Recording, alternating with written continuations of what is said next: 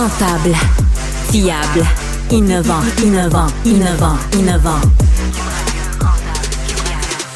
Ça risque de fluctuer. Mais soyez rassurés, vous serez en croissance sur le marché. Francis Gosselin. Dans vos poches. Bonjour et bienvenue dans cet épisode, roulement de tambour, 30 de Dans vos poches, un beau chiffron, on aime ça, franchement, 30 épisodes, c'est pas rien, franchement, ça fait 6 x 5, ça, tout donc. Bravo, bon calcul. C'est un gars de maths. Beaucoup de plaisir avec vous, chers auditeurs, n'hésitez pas à nous écrire si vous avez des commentaires ou des questions, on retrouve Pierre-Olivier Zappa comme à chaque semaine pour introduire ce nouvel épisode. PO, sujet quand même chaud, Raymond Chabot a publié une étude là-dessus, il y a pas mal de dossiers qui circulent sur le jeu, les paris sportifs, notamment en ligne, et l'endettement et la faillite. Raymond Chabot dit qu'il y a un nombre croissant de personnes qui se présentent à leur bureau, qui sont dans des situations d'insolvabilité en raison de jeux et de paris sportifs en ligne. Une augmentation de 45% entre 2019 et 2024. C'est quand même pas mal hallucinant. Es-tu un joueur compulsif en ligne? Non, mais je ne joue pas en ligne. Je ne joue pas. La dernière fois que je suis allé ni compulsif, ni joueur même. La dernière fois que je suis allé au casino, c'est parce que j'avais trouvé 100$ par terre, dans la rue. Et je me souviens, j'avais dit à ma conjointe, puis ça fait plus d'une décennie, j'avais dit, hey, on va aller jouer au casino. Et est-ce que dans tu l'as l'espoir... multiplié? Non. Depuis ce temps-là, tu te balades en... Il n'y a pas eu de multiplication des pains. Là. J'ai perdu le 100$. T'as perdu le 100$ aussi. Mais je suis préoccupé par les constats, puis tu auras l'occasion de développer un peu plus tard. Mais il y a une multiplication des plateformes qui nous permettent aujourd'hui de parier et de miser. Que ce soit aux États-Unis avec tout le phénomène Polymarket, où tu peux miser sur la couleur de la cravate du président américain demain. Que ce soit les sites de paris sportifs qui explosent, légaux et illégaux, hébergés au Canada, hébergés à l'étranger. Et puis ensuite, tu as les canaux traditionnels, la loterie, le casino. Et il y a énormément de destruction économique qui est engendrée par ça. Nous, on a l'image peut-être romantique de celui qui va miser sur un match canadien-Boston puis qui va faire 2000$, puis qui va se payer un petit luxe un week-end. Par contre, quand tu regardes les chiffres, puis je prends par exemple les chiffres de Jeux, Aide et Références, qui est un organisme d'aide. D'ailleurs, si vous êtes à l'écoute et que le jeu compulsif, c'est un problème, Jeux, Aide et Références a une ligne et il y a des ressources qui existent. Quand tu regardes en moyenne combien un joueur pathologique perd d'argent par année, c'est pas loin de 24 000$. C'est complètement fou. Contrairement à un joueur non problématique qui dépense en moyenne au Québec pas loin de 500$. Et quand on regarde les joueurs à risque modéré et pathologique, ça représente 32% des dépenses de jeu au Québec. Donc, le tiers des dépenses, c'est des gens qui sont accros extrêmes. Donc, quand on regarde, par exemple, les revenus de l'Auto-Québec. Oui. Quand on regarde les casinos qu'on a dans la province, ce que tu me dis, c'est qu'il y a presque 1$ sur 3 qui, dans ces établissements-là, dans ces sociétés-là, dans cette société-là, qui provient de gens dont c'est un problème. Donc, c'est un problème psychologique, grave, personnel également.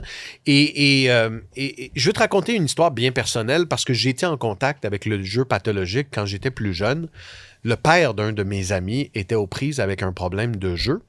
Et j'ai été témoin de ça lorsque j'avais 18 ans à peu près. J'étais cégep. Le père de mon ami venait nous chercher après les cours, puis des fois, il nous amenait au casino parce qu'il y avait accès au salon des hautes mises, parce qu'il y avait des lunchs gratuits, parce qu'il recevait de la part du casino des billets du Canadien. Fait qu'on avait des billets du Canadien. On allait au restaurant. Et le père de mon ami pouvait flober en une fin de semaine 600 000$. C'était quelqu'un qui gagnait très bien sa vie. Là. Il y avait énormément d'argent. C'est quelqu'un qui pouvait arriver à une table puis mettre 25 000 là, sans cligner des yeux. Et souvent, le jeu pathologique vient avec un problème d'alcool. Il y avait consommation d'alcool. J'ai vu à quel point c'était pour ces gens-là une question là, de thrill. Là. C'est comme une drogue. Là. C'est très addictif. Et le père de mon ami périodiquement, s'auto-excluait du casino. Alors, je ne sais pas si tu savais qu'on peut s'auto-exclure d'un établissement de l'Auto-Québec. C'est-à-dire? Donc, tu signes une décharge comme quoi tu ne peux pas être vu ici. Donc, si, par exemple, il arrive au casino, on lui bloque les portes. C'est-à-dire, vous avez signé une décharge, vous n'avez pas le droit d'être ici, vous êtes exclu. Okay. Ça n'empêche pas, par exemple, d'aller au casino de la Clémie ou d'aller dans un autre établissement de jeu, parce que les joueurs pathologiques en ont souvent... Mais on demande à l'institution de nous foutre à la porte. De nous foutre à la porte.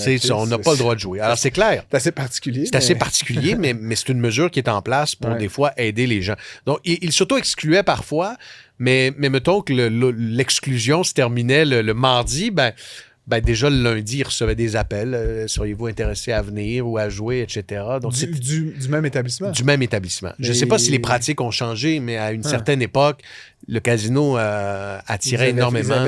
Et ça fait plusieurs décennies de cela. Mais j'ai vu à quel point ça crée aussi non seulement une destruction psychologique, mais une destruction économique et financière. Parce que le père de mon ami est mort jeune. Et lorsque mon ami a ouvert les livres, il a constaté à quel point son père avait un excellent travail, avait un excellent cash flow, là, des revenus récurrents très importants, mais que tout ça partait en fumée. Et que finalement, au bout du compte, dans les comptes bancaires, là, en termes de liquidité, il n'y avait pas grand-chose. Et pourtant, tu aurais vu la maison de ce gars-là, Francis, tu aurais vu sa Porsche, tu aurais vu son VUS, tu aurais vu les voyages qu'il faisait, les complets qu'il portait. Le problème. Tu te serais dit, ce gars-là a probablement un compte en banque qui vaut plusieurs milliers d'onces d'or. Tu sais. Mais la réalité était tout autre. Et la raison, c'était le jeu. Le jeu qui était un problème pour lui, qui ne l'a pas poussé à la faillite, mais qui aurait bien pu le pousser à la faillite au rythme où il misait et où il gamblait. C'est une forme de... C'est un enjeu de santé mentale, là, au même titre que la dépendance à la drogue ou bien d'autres choses. Je veux dire, ça a d'autres conséquences, mais... Absolument. C'est quand même, fou quand on y pense que...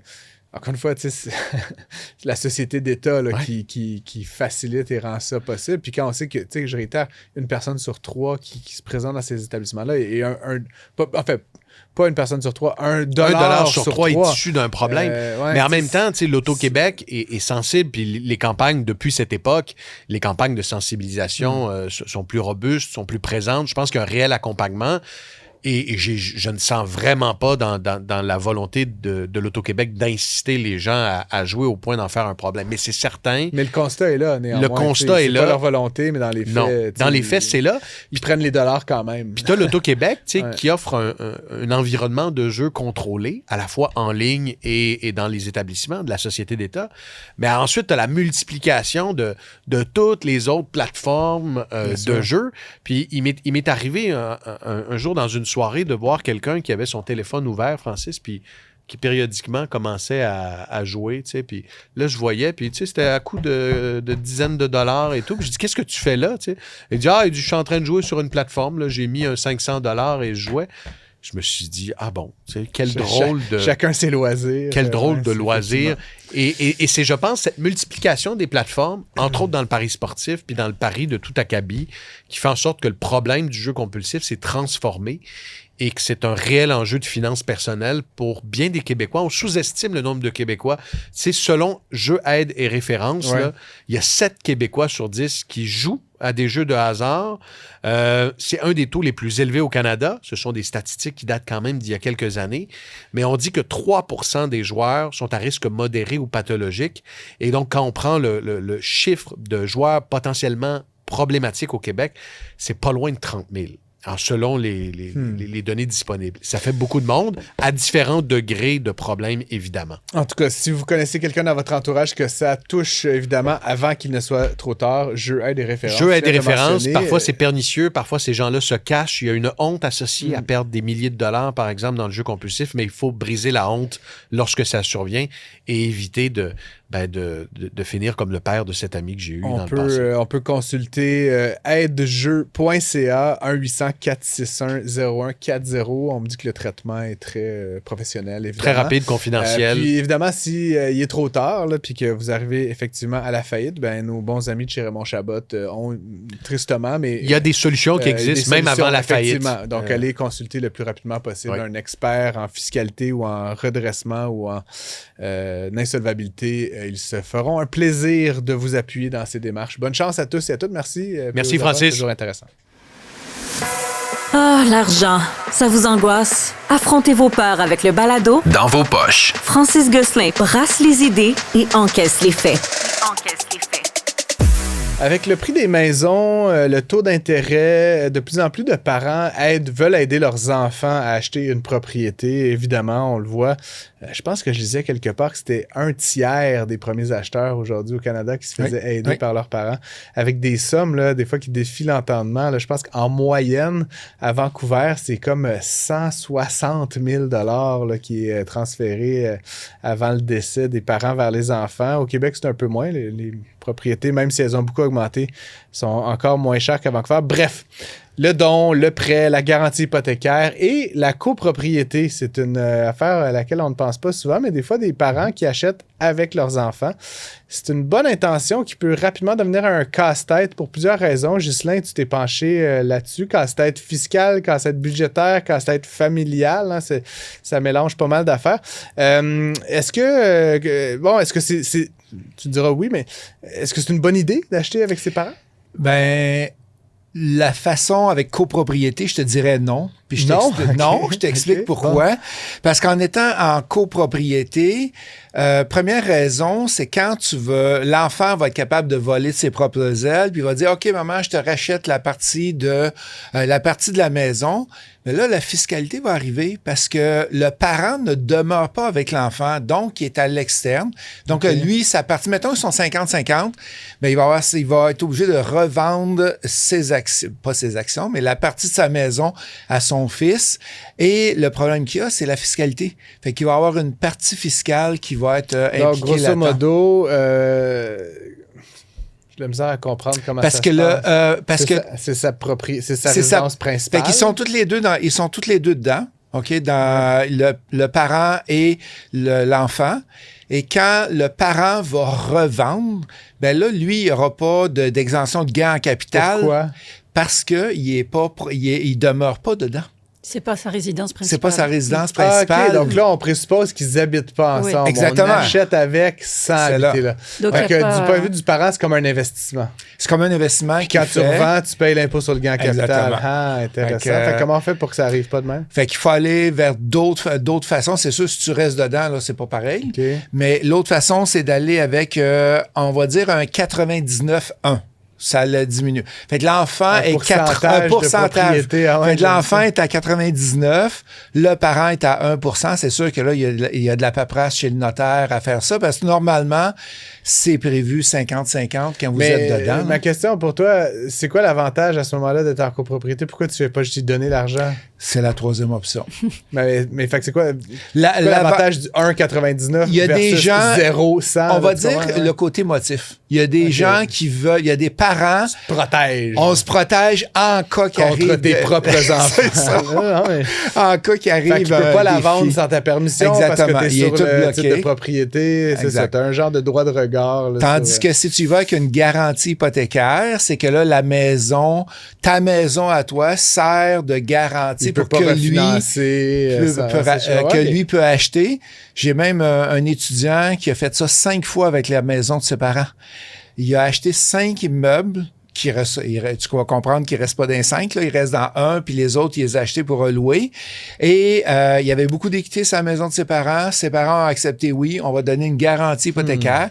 Donc, l'enfant, qui s'appelle Martin, a acheté 5 immeubles avec la garantie. Fait, il a acheté avec une hypothèque à 100% sur chacun des immeubles, mais la garantie venait des parents. Fait que ça, c'est un beau cadeau à faire. Mais là, le problème qu'il y a, c'est que si les parents vendent, si les parents veulent déménager, si les parents veulent refinancer pour aller chercher de l'argent, ils sont plus capables. Fait que ça, c'est la troisième façon de faire. La quatrième façon, c'est qu'est-ce que tu as dit tantôt, c'est d'aller avec un prêt sans intérêt. Un genre de don ou de prêt. Il y a une différence entre les deux. Okay. Le prêt, c'est que c'est réellement un contrat de prêt qui est fait à 0%. Okay. La banque va l'accepter. Il y a des conditions. Il faut que la personne reste, il faut que l'enfant reste dans sa maison. Là. Le cinquième, c'est le don d'équité. Fait que le don d'équité, c'est qu'il y a un formulaire que les banques vont te faire remplir. Je donne 100 000 à mon enfant, puis jamais je vais lui redemander l'argent et il n'y aura pas de taux d'intérêt dessus. ça se transfère. C'est un don, là. C'est un don carrément. C'est un héritage avant le décès. Mais je découvre un peu toute cette...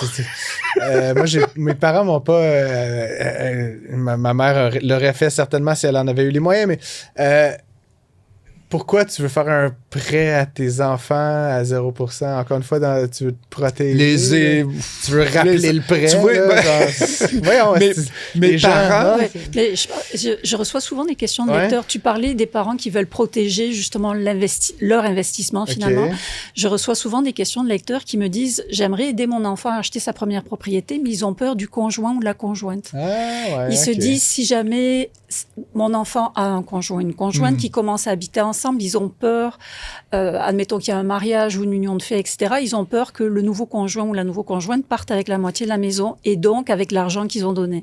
Mais il y a des façons de se protéger de ça, justement, devant notaire au moment... Puis il y a la succession aussi. Mais moi, dans mon cas, mes parents m'ont aidé, ils m'ont fait un prêt dans le temps que c'était à 2% d'intérêt qu'ils m'avaient fait le prêt. Et j'ai 5 autres membres de famille, là. Fait que il voulait être sûr de ne pas faire de différence entre moi et les 5 autres. Fait regarde, on te fait un prêt, j'ai redonné le prêt et c'est fini. OK. Ouais. Fait que l'idée du prêt, c'est que c'est temporaire, alors qu'un don à monnaie... Ben, c'est ça. Faut que tu le donnes à tout le monde. Écoute, tu me convaincs tranquillement que les gens sont pas aussi... j'accepte ton explication. Ceci dit, bon, là, on parle beaucoup d'argent, puis évidemment, c'est une émission où on parle d'argent, mais j'aimerais quand même t'entendre, parce qu'il y a quand même des dimensions humaines, familiales... quand on mélange argent et famille, des fois, là, c'est pas toujours simple. C'est quoi les réflexions que tu as là-dessus? La première réflexion, c'est si tu es un enfant unique, c'est facile. Oui, bien oui. Si il y a plusieurs personnes dans la famille, là, ça devient beaucoup plus compliqué parce que tu veux être égal avec tout le monde. Comme moi, je viens d'aider mon fils là, 6 mois environ et j'ai averti mes 2 autres filles que n'importe quand vous voulez vous acheter une maison, ça va me faire plaisir de donner exactement qu'est-ce que j'ai fait pour mon fils. Fait qu'il faut que ça soit égal dans la famille parce qu'il y en a un qui reçoit plus. Ah, moi, ma maison était plus chère, j'ai reçu 200 000, l'autre a reçu 50 000.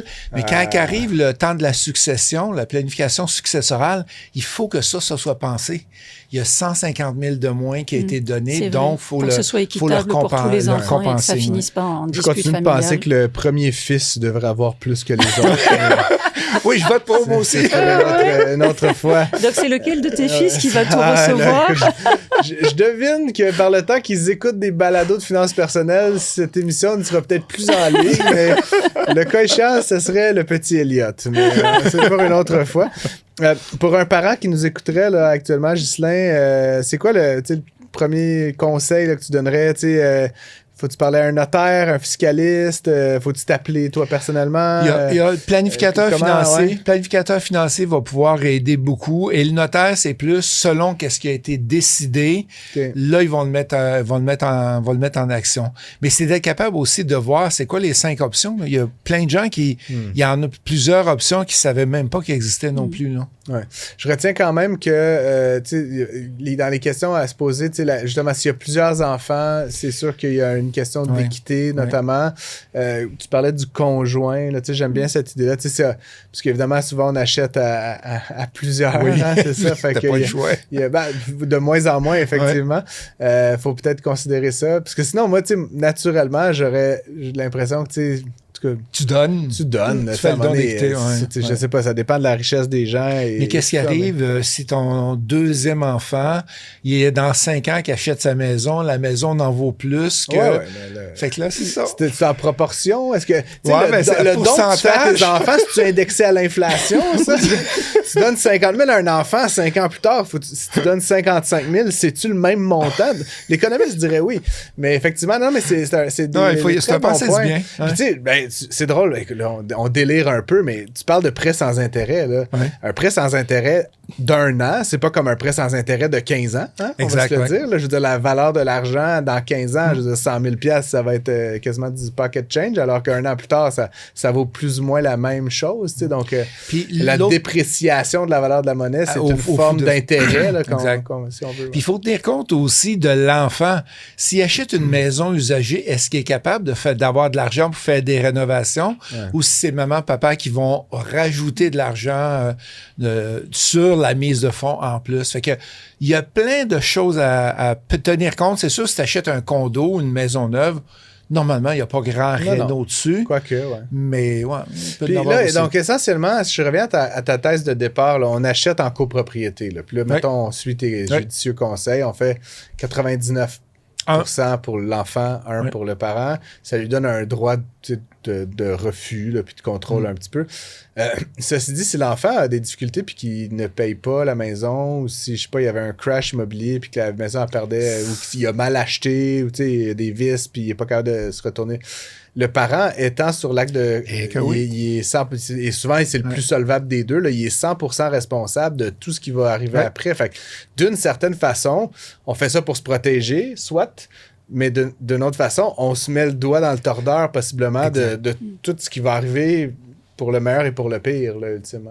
Oui, fait que c'est pour ça qu'il faut bien analyser. Est-ce que le fils ou la fille va être capable de se rendre au bout, d'être capable de tout payer les dettes aussi, pas les dettes, mais l'impôt et la taxe de mutation, toutes les rénovations qu'il va y avoir, etc. Et il y a aussi une garantie hypothécaire. On voit peut-être une sixième... dossier de crédit, sixième étape, c'est que est-ce que papa il va être juste sur l'hypothèque? Papa il va être juste sur l'hypothèque, mais le problème qu'il y a, c'est quand que toi, tu as besoin de ta cote de crédit, ton ratio d'endettement, il est affecté parce que tu as donné en garantie. Toi, Jeff Bérard, il hoche la tête là, dans tout ça. Là, il est bien d'accord avec toi. Très intéressant, en tout cas. Donc, si jamais vous êtes dans cette situation-là, plusieurs options à regarder très sérieusement selon votre situation, selon votre volonté, évidemment, de transférer une partie de votre patrimoine, mais aussi la question de votre aversion au risque là, dans différents scénarios. Ça peut être plus ou moins avantageux de recourir à l'une ou l'autre de ces manières de faire. Chose certaine, là, je retiens tout ça, le 50-50 copropriété, si on n'y habite pas, en tout cas, très mauvaise idée. Si on y habite, ça change un peu la game. Là, en bigénération, ça peut être parfait, un peu plus intéressant. Merci beaucoup, Ghislain. Plaisir. Je me tourne tout de suite vers Emmanuel. Tant qu'à on va même pas faire de pause. Écoute, on y va... De but en blanc. Puis aujourd'hui, c'est une émission un peu thématique. En plus, on parle d'insolvabilité en lien avec le jeu. Puis notre invité tout à l'heure, Guillaume Amiot, que vous connaissez, va nous parler de ça du point de vue du syndic. Mais Emmanuel, tu as écrit un article là-dessus dans le Journal de Montréal où tu cites le cas d'un homme là, qui a retiré 75 000 de ses REER à 62 ans pour jouer en ligne. Puis la facture s'est pas arrêtée là en plus, là, si je comprends bien. Raconte-nous un peu les faits là, de cette histoire. Comme tu le mentionnais, effectivement, c'est un monsieur de 62 ans qui a été pris littéralement par la fièvre du jeu en ligne. Et puis comme tu pourras en rediscuter avec l'invité tout à l'heure, mais le problème avec le jeu en ligne, c'est que c'est accessible n'importe où, en tout temps, sur ton téléphone, ta tablette, etc.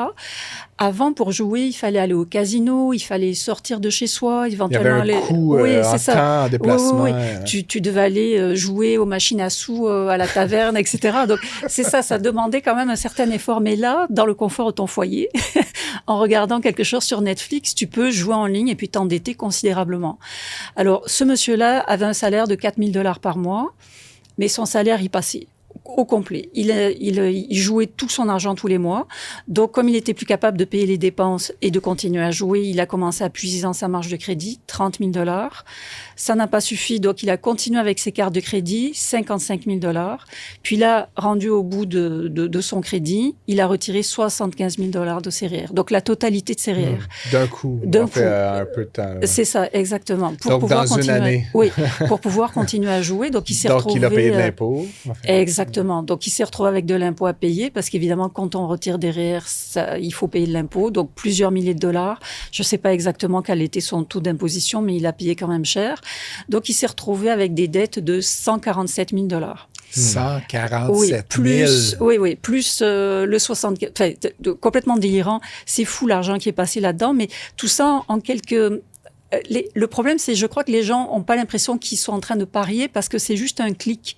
Donc, tu sais, c'est comme, à la limite, comme quand tu commandes un pantalon sur Internet, tu sais, tu magasines et sur Amazon, mettons. Là. Oui, clic, et puis c'est un clic en amène d'autres. Quand on commence à perdre, c'est toujours pareil, on veut se refaire, entre guillemets.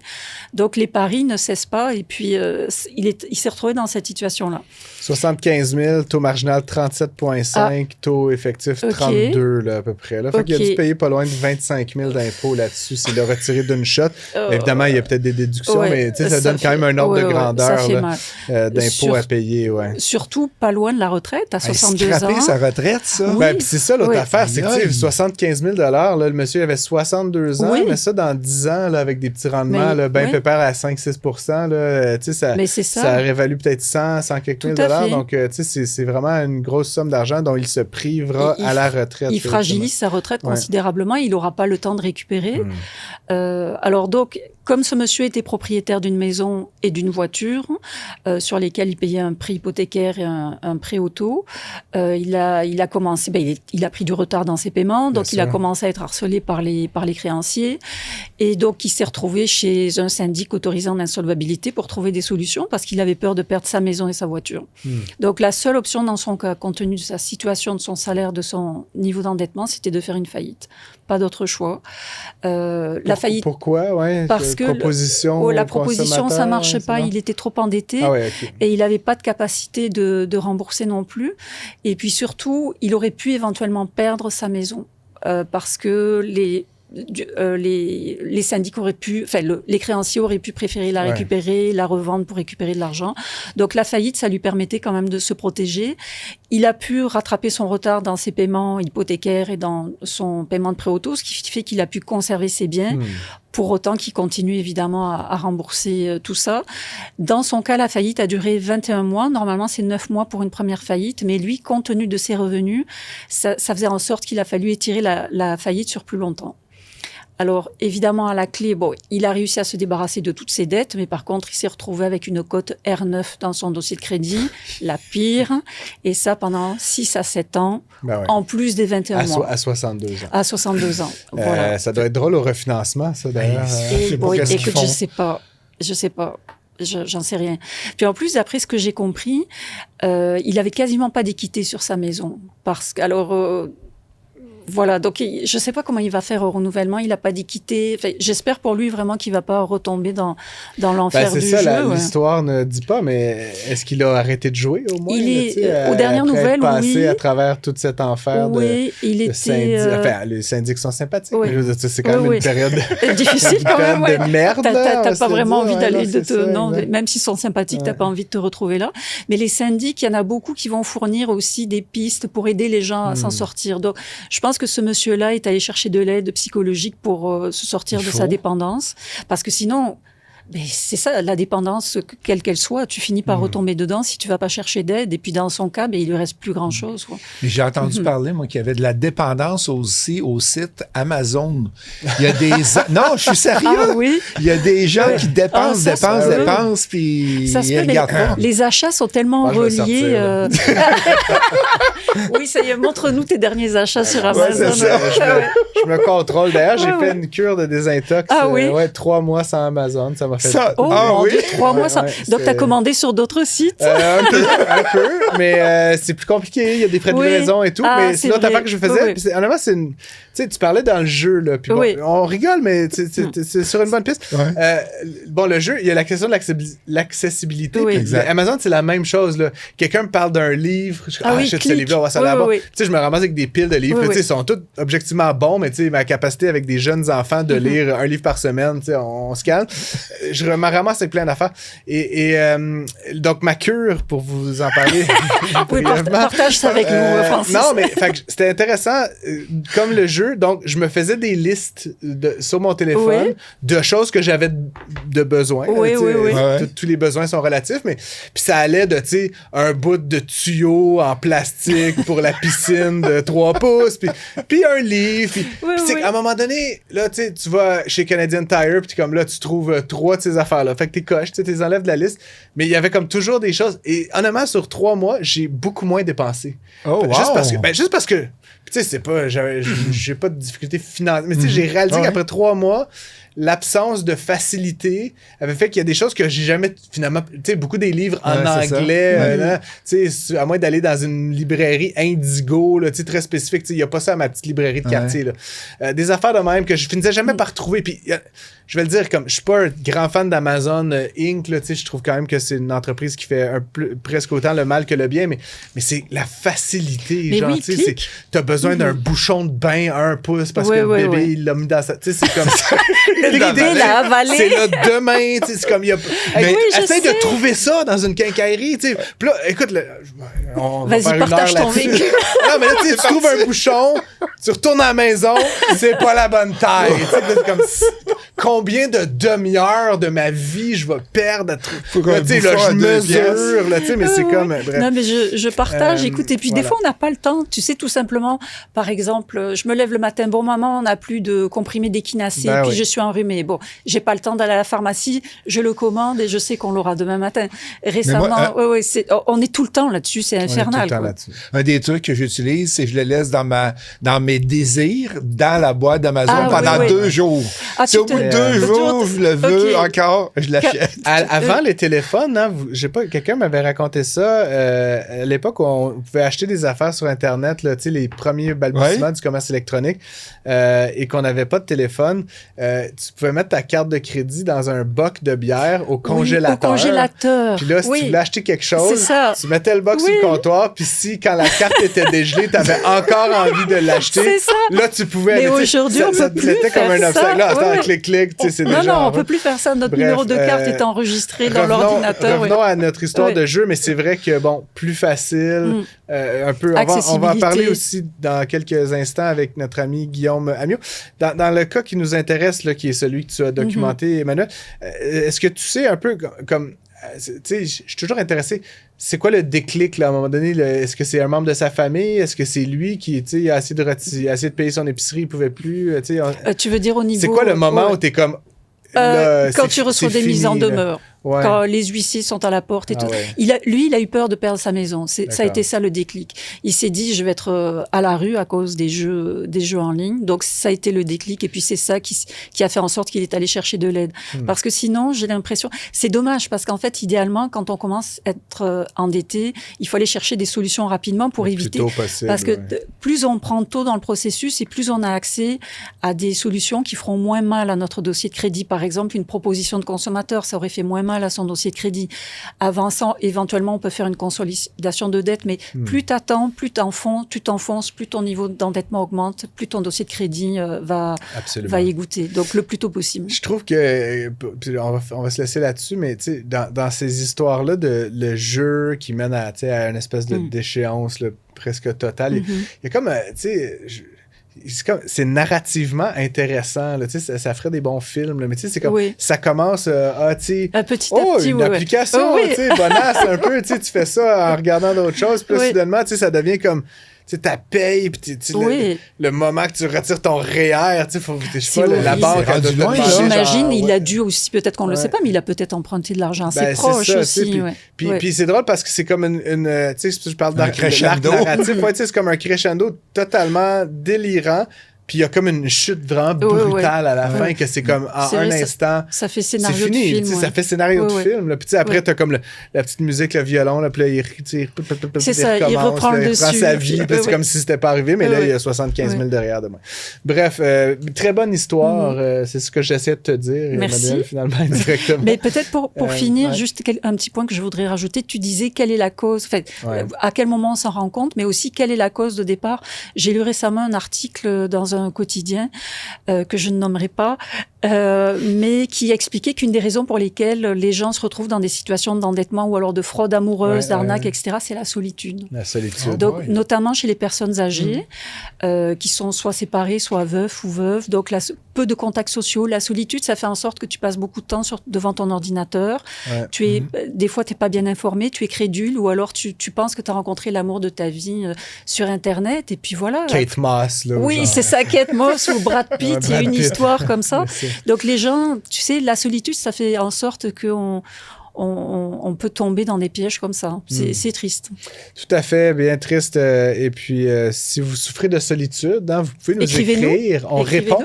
Donc, ça fait comme un dialogue. On s'amuse en apprenant. C'est quand même agréable. Bref, merci Emmanuel, merci Ghislain. On se retrouve dans un instant avec notre invité. Dans vos poches. Pendant longtemps, on a associé l'endettement aux cartes de crédit, au coût de la vie, à l'hypothèque, mais aujourd'hui, il y a un nouveau moteur de surendettement qui explose, les jeux en ligne et particulièrement les paris sportifs. Chez Raymond Chabot, on dit que ce type de dossier représente désormais une part énorme des cas d'insolvabilité, presque la moitié, et que le phénomène s'accélère. On parle avec Guillaume Amiot, c'est un habitué de l'émission, vous le connaissez. Il est syndic autorisé en insolvabilité chez Raymond Chabot. Salut Guillaume. Je pratique en même temps. Oui, pas facile à dire, c'est une bonne bouchée. Tu dois avoir moins de misère que moi à le dire. Là. Je pense que la répétition fait sûrement. Bref, blague à part, mettons un peu la table. Là. Vous avez publié des choses à ce sujet-là. Évidemment, vous connaissez le domaine mieux que bien d'autres. Qu'est-ce que vous voyez concrètement là, actuellement sur le marché québécois en matière de dette liée au jeu? Ben, effectivement, en fait, c'est de plus en plus inquiétant là, depuis quelques années. Là. Notamment, on dit en fait là, que en 5 ans, il y a eu une hausse de 45% des consommateurs qui ont vécu une situation d'insolvabilité et qui associent cette situation d'insolvabilité-là à la dépendance au jeu. Donc, c'est vraiment un aspect qui nous inquiète comme syndic parce qu'on a vu également dans les dernières années la montée du jeu en ligne, des paris sportifs en ligne. Vous l'avez peut-être vu, là, mais dorénavant, on peut gager sur quasiment tout.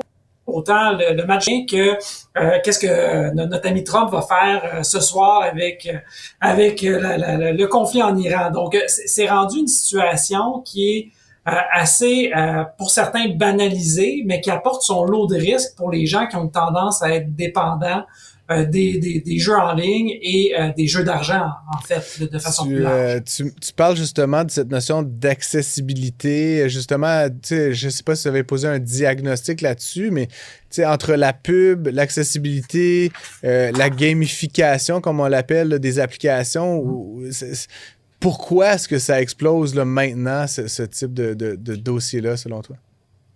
Ben effectivement, il y a eu un changement, disons depuis la pandémie, qu'on a vu là en matière là, de jeu, notamment là, le fait que maintenant on peut jouer sans friction.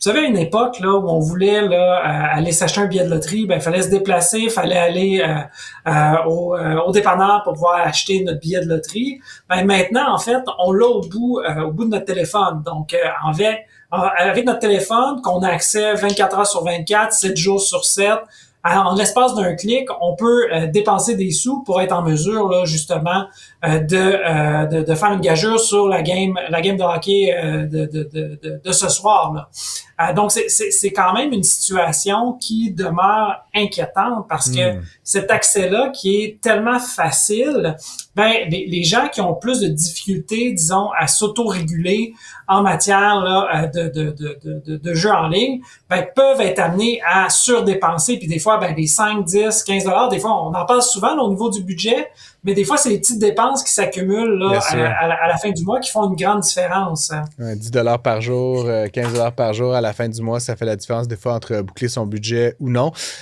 Qui se retrouve là, dans vos bureaux? C'est quoi le profil type? Des hommes, jeunes? Effectivement, sans vouloir trop genrer la situation, oui. En fait, on voit que le marketing est spécifiquement adressé aux jeunes hommes entre 18 et 29 ans, qui sont une classe qui est quand même vulnérable en matière financière. C'est des gens qui commencent dans la vie, donc on sait, on passe tous par là. C'est pas toujours évident de boucler un budget en début de carrière. On a souvent des emplois qui sont peut-être un peu plus précaires, mais lorsque le jeu en ligne vient nous affecter, qu'on développe une dépendance, ben disons que ça vient exacerber ces problématiques-là. Puis justement, ben, les jeunes hommes, souvent, vont avoir tendance à dire, ben moi, je connais le sport. Moi, j'ai suivi le Canadien pendant les 10 dernières années. Donc, moi, je suis capable de savoir donc, si je sais.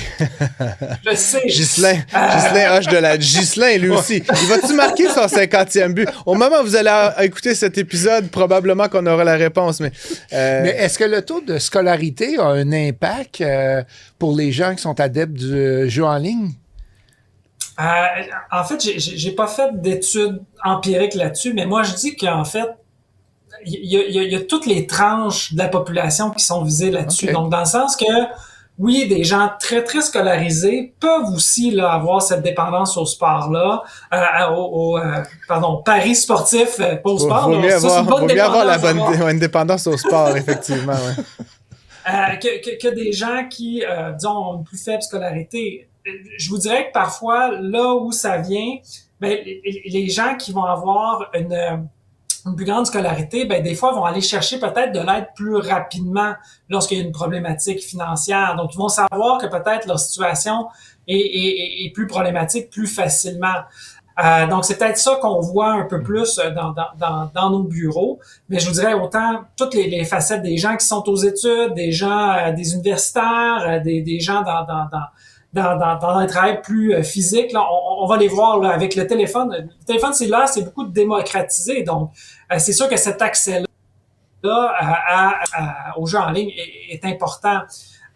Et là où ça devient un problème plus grand, c'est lorsqu'on n'arrête pas. Donc, lorsqu'on a la chasse aux pertes, donc de vouloir se refaire, de vouloir parfois même gager un plus gros montant pour pouvoir se refaire. Ça, c'est vraiment une problématique, puis c'est un signal d'alarme important. Oui, tout à fait. C'est sûr qu'il y a comme une notion, j'ai l'impression aussi souvent de dérape. Hein? Ça commence, on joue une fois, on trouve ça drôle. Comme d'autres dépendances, hein? C'est pour ça qu'on dit que c'est une dépendance, effectivement. Je termine peut-être en te demandant, je suis peut-être pas ta spécialité, parce que c'est presque de la psychologie, mais si quelqu'un nous écoute, là, puis qu'il voit quelqu'un dans son entourage, un proche, un ami, son conjoint, sa conjointe, là, qui, tranquillement, on dirait être en train de rentrer dans un type de spirale comme ça, qu'est-ce qu'on fait? C'est quoi les outils, les moyens qui sont à notre portée, là, comme proche aidant, quasiment, j'ai envie de dire, pour accompagner quelqu'un qui est aux prises avec cette dépendance-là, puis qui s'en va là, vers peut-être une insolvabilité, une faillite, là. Qu'est-ce que tu recommanderais, Guillaume? C'est drôle que tu poses la question parce que souvent, les syndics, on est un peu à la limite entre, oui, les problématiques financières, mais également, on est là pour aider au-delà de la problématique financière qui a souvent des impacts, oui, psychologiques. Donc, oui, ça arrive souvent des gens dans notre bureau où on va se rendre compte que, oui, bon, le budget est affecté, on a eu une problématique de crédit, on n'est pas en mesure de rembourser ses dettes. Donc, oui, là, on va mettre des processus formels en place pour réorganiser le budget, pour peut-être radier de la dette là, par les différentes procédures. Mais au-delà de ça, ben, si on ne règle pas la problématique de dépendance, ben, c'est sûr que on va se retrouver peut-être dans 1 an, 2 ans, 3 ans avec la même problématique. Donc, souvent, l'approche va être mixte. Donc, nous, comme professionnels, ben oui, on va constater le problème financier, mais on va inviter la personne à aller consulter les organismes spécialisés en dépendance du jeu pour pouvoir trouver des bonnes habitudes puis des bonnes méthodes à mettre en place. Puis, ce qui est spécial avec l'endettement lié à ça, c'est que contrairement aux autres dépendances, souvent c'est invisible. Donc, ça crée cette problématique-là. On dit les proches vont pouvoir aider, mais souvent les proches le voient même pas qu'il y a une problématique au niveau là du jeu d'argent. Puis une personne justement qui voudrait mettre des choses concrètes en place à très court terme, ben, de mettre des barrières, mettre un plafond des hebdomadaires au niveau des gageurs, supprimer les applications, désactiver les notifications, c'en est des solutions concrètes là, pour éviter de se faire tenter par ces applications-là, puis de jouer en fait là. Et demander de l'aide le plus tôt possible. Plus on demande tôt, plus on a d'options dans notre coffre à outils, ça c'est sûr. Très intéressant. Guillaume, merci beaucoup. Puis évidemment, comme on en a parlé plus tôt dans l'émission, j'incite tout le monde à lire le très bon papier de notre ami Emmanuel. Emmanuel, hein, je ne pouvais plus décrocher, c'est ça la fameuse phrase? C'est ça. Toi, est-ce que tu décroches? Non, ça va? Oui, j'ai pas été aspirée toujours par avec la fièvre nous. du jeu, oui.